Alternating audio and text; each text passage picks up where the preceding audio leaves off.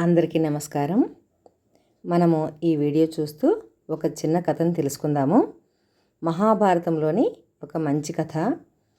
ఈ video Heartfulness ధ్యాన మందిరం కన్హాలో ఉంది కదా, అది లోపలికి వెళ్తూ తీస్తున్న వీడియో. చూస్తూ ఈ కథను విందాం. మరి భారతంలో సక్తు ప్రస్తుతిని కథ ఒకటి ఉంది. దీంట్లో విషయము ఎవరు గొప్పదాత అని తెలుసుకోవాలి. మహాభారతంలో ఎన్నో సంఘటనలు ఉంటాయి. ప్రతి కథ మన జీవితానికి ముఖ్యమైన ఎన్నో విషయాలను మనకు తెలియజేస్తుంది. వాటిలో ఒక కథ ఇది. కురుక్షేత్ర యుద్ధం తర్వాత జరిగిన బంధువధకు పరిహారంగా ఒక యాగం తలపెడతాడు ధర్మరాజు. ఎంతో వైభవంగా దానాలు ధర్మాలు చేస్తాడు. వచ్చిన వారంతా ధర్మరాజు దానగుణాలను ఎంతో పొగుడుతారు. ఇలా పొగుడుతున్న సమయంలో ఎక్కడి నుంచో ఒక ముంగీస వస్తుంది. దాని శరీరం సగం బంగారంతో మెరిసిపోతుంది.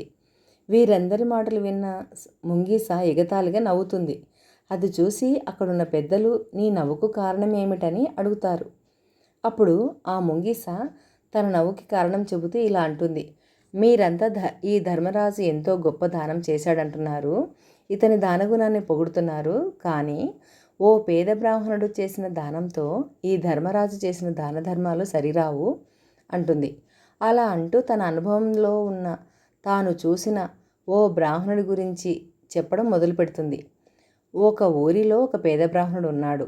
అతని పేరు సక్తుప్రస్తుడు. భార్య, కొడుకు, కోడలు అతని కుటుంబ సభ్యులు. ఆ పరిస్థితులు అనుకూలించక వీరికి కొన్ని రోజుల పాటు భిక్ష దొరకదు. 5 రోజుల పాటు పస్తులున్నాక ఒకరోజు ఒక సేరు జొన్న పిండి భిక్షగా దొరుకుతుంది. ఆ సేరు జొన్న పిండిని కుటుంబ సభ్యులు నలుగురికి పంచుతాడు ఆ పేద బ్రాహ్మణుడు. వారు తినబోతుండగా ఒక ముసలి బ్రాహ్మణుడు ఆకలంటూ వస్తాడు.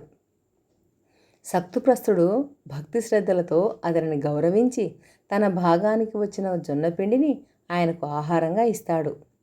అయినా ఆ ముసలి బ్రాహ్మణునికి ఆకలి తీరదు. దాంతో మిగిలిన ముగ్గురు ఒకరొకరుగా తమ భాగాలని అతనికి ఇస్తారు. అప్పుడు ఆ అతిథి కడుపు నిండిందంటూ ఆనందంతో కృతజ్ఞతలు చెబుతాడు. ఆ తర్వాత తన నిజస్వరూపాన్ని చూపిస్తాడు. ఆ అతిథి మరెవరో కాదు, సక్తుప్రస్తుని దానగుణాన్ని పరీక్షించడానికి వచ్చిన ధర్మదేవత. అతని అతిథి మర్యాదలకి, దానగుణానికి మహాదానందాన్ని పొందిన ధర్మదేవత జీవించినంతకాలం సకల ఐశ్వర్యాలు కలగాలని, జీవితానంతరం స్వర్గలోక ప్రాప్తి కలగాలని వరమిస్తాడు అంటూ చెప్పడం ముగించింది ముంగీస. ఇప్పుడు చెప్పండి, ఆ పేద బ్రాహ్మణుడు చేసిన దానం గొప్పదా, ఈ ధర్మరాజు చేసిన దానం గొప్పదా అని అడుగుతుంది ముంగీస.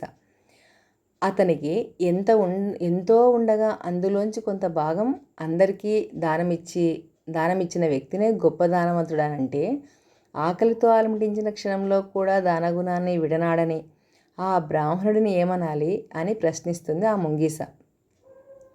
ఆ పేద బ్రాహ్మణుడు జొన్నపిండిని దానం చేసిన సమయంలో గాలికి ఎగిరి కొంత నేలపై పడింది. ఆ పిండిలో దొర్లిన నా సగం శరీర భాగమంతా స్వర్ణమయమైపోయింది. అప్పటి నుంచి మరో సగభాగం స్వర్ణమయమయ్యేంత వరకు గొప్ప దానం చేసే వ్యక్తి కోసం చూస్తున్నాను, ఎవరూ కనిపించలేదు అంటుంది ఆ ముంగీస. ఇదంతా విన్న ధర్మరాజు, నిజమే, ఆ పేద బ్రాహ్మణుడి దానగుణం ముందు తన దానగుణం ఏపాటిదని ప్రేమతో, ఆర్తితో ఒక వ్యక్తి దానం చేయాలి కానీ అహంకారంతో కాదు అని ఒప్పుకుంటాడు. మనం దానం చేసిన దాని విలువ అందుకునే వారి అవసరంపై ఆధారపడి నిర్ణయించాలే కానీ ఇచ్చేవారి స్తోమతపై ఆధారపడి కాదు అని చెబుతుంది ఈ కథ కదా. ఈ కథ విన్నారు కదా, నచ్చిందా? నచ్చితే లైక్ చేయండి, సబ్స్క్రైబ్ చేసుకోండి, ఇతరులకు షేర్ చేయండి. ఇలాంటి మహాభారతంలోని కథలు, నీతి కథలు మనము ఎన్నో తెలుసుకుందాం. సరేనా?